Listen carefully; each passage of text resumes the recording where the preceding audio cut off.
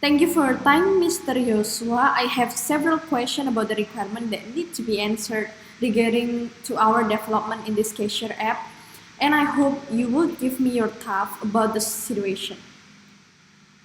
Oh, well then, as always. So the first question is, how would the expert judgment involved during the plan and schedules monitoring process? Oh, okay. Just a minute. Okay. First, the expert will study the data and the knowledge of previous related project, the scope of the project, and also the industry. I'll give you this example of this cashier application development, for example.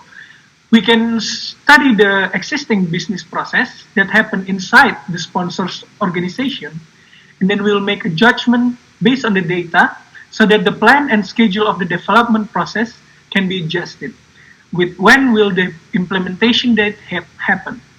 That's important because if the plan exceeded the certain date that the cashier application should be implemented, then the sponsor cannot be satisfied as the cashier application involved in its main business process. Yeah, I see that. So it depends on your similar experience in resolving the problems. Yes, exactly. So the next question is, how could the expert judgment attain the acceptable plan adjustment to the due to the delays within the project? So, with expert judgment, we can determine what will we do if there are any delays. We can face the delay with this life cycle. There are three of them: predictive, iterative, and adaptive. As the expert team, we can choose one of the best methods as well. If we want to make an assumption and we can focus on the following plan as the development process started, we can use the predictive method.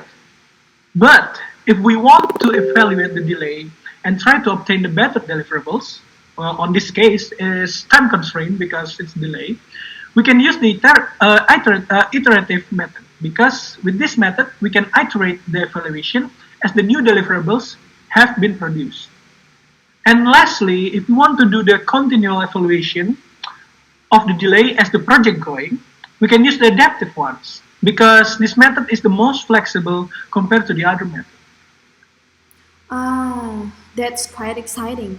I'm beginning to understand better and better now. And lastly, how do you monitor the plan schedule and decide your judgment as an expert? Okay, you're asking based on my experience. Well, based on my experience, the monitoring process can be conducted during the development, after the development, or even after finishing several parts of the product.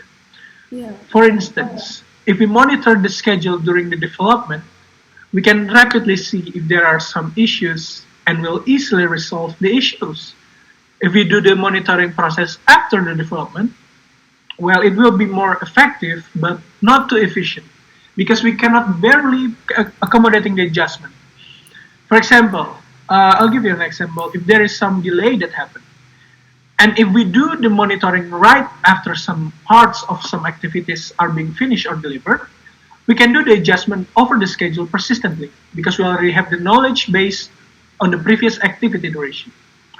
So we can say that monitoring during development has a lot of perks during the development and advantages that others don't have.